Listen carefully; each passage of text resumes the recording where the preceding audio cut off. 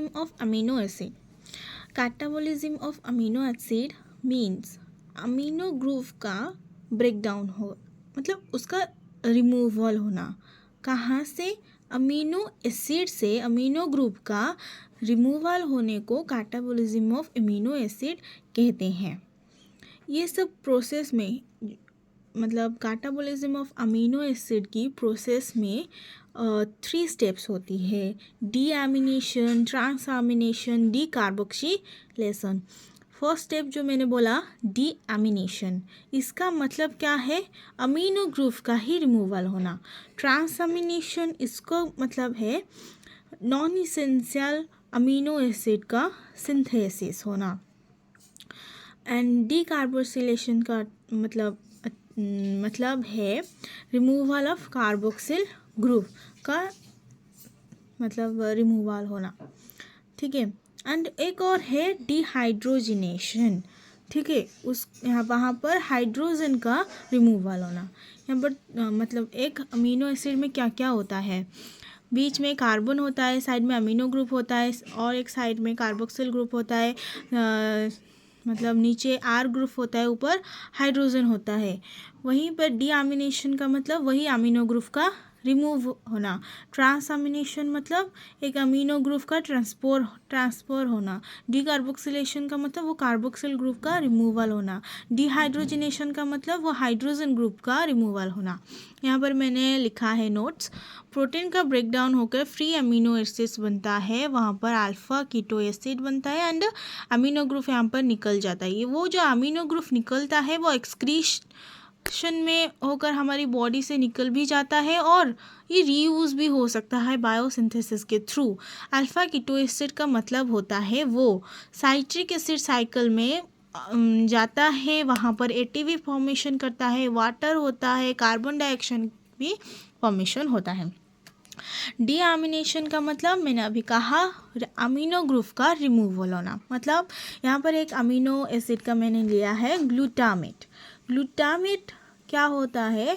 Glutamate से जब NADP and water react करता है, ग्लूटामेट डिहाइड्रोजिनेज के एंजाइम थ्रू वहाँ पर अल्फा कीटो ग्लूटारेट फॉर्मेशन होता है. मतलब ग्लूटामेट से वो उसका अमीनो ग्रुप को रिमूवल कर देता है एंड NADPH फॉर्मेशन होता है, NH4+, वो अमीनो ग्रुप आ जाता है बाहर. ट्रांसएमिनेशन क्या होता है? नॉन इसेंशियल अमीनो एसिड का सिंथेसिस. मतलब अमीनो एसिड और एक कीटो एसिड जहाँ पर उसका अमीनो ग्रुप नहीं होता है. एक अमीनो एसिड लेते हैं हम, वहाँ पर उस अमीनो एसिड के पास अमीनो ग्रुप होता है, कीटो एसिड के पास अमीनो ग्रुप नहीं होता है. इन दिस स्टेप क्या होता है? वो जो अमीनो एसिड से उसका अमीनो ग्रुप आकर कीटो एसिड के साथ रिएक्ट करता है एंड वो keto acid new amino acid formation हो जाता है. लेकिन वो जो कीटो एसिड के पास जो कीटो ग्रुप होगा वो अमीनो एसिड के साथ रिएक्ट करके वो न्यू कीटो ग्रुप फॉर्मेशन करता है. ठीक है. एंड उसके बाद ग्लूकोज अलानिन साइकिल और कोरी साइकिल. मतलब हमारी ब्लड है, ब्लड के यहाँ पर मैंने एक लिवर सेल, वहाँ पर एक मसल सेल मैंने बनाया है. ग्लूकोज हमारी लिवर सेल में ग्लाइकोजन के थ्रू रहता है. ठीक है. वो जो ब्रेक डाउन होकर ग्लूकोज क्या करता है? मसल के पास आता है. वो ग्लूकोज मसल के पास जो ग्लूकोज होगा वो ग्लाइकोलिसिस के थ्रू पायरुवेट फॉर्मेशन करेगा. पायरुवेट होगा ही मतलब ग्लाइकोलिसिस होगा मतलब ATP का फॉर्मेशन होगा. 2 ATP फॉर्म होगा. वो ATP हमें एनर्जी प्रोवाइड करेगी. एंड पायरुवेट क्या करेगी? ट्रांसएमिनेशन हो जाएगी अलानाइन में.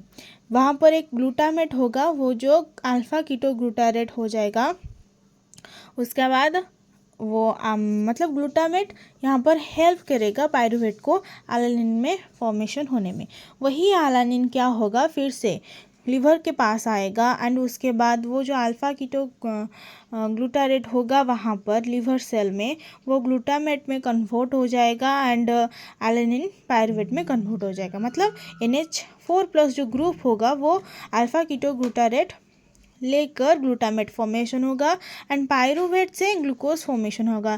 वो जो मैंने प्रीवियस वीडियो में ये बताया था कि पायरूवेट्स में जो ग्लूकोज बनता है उसे ग्लूकोनियोजेनेसिस कहते हैं। ये वीडियो आप लोगों को चाहिए तो मैं इसको डिस्क्रिप्शन बॉक्स में दे दूँगी, ग्लूकोनियोजेनेसिस। एंड वहाँ पर जब होता है ग्लूकोनियोजेनेसिस, यहाँ पर 6 ATP का यूज़ होता है ग्लूकोज फॉर्मेशन होने के लिए।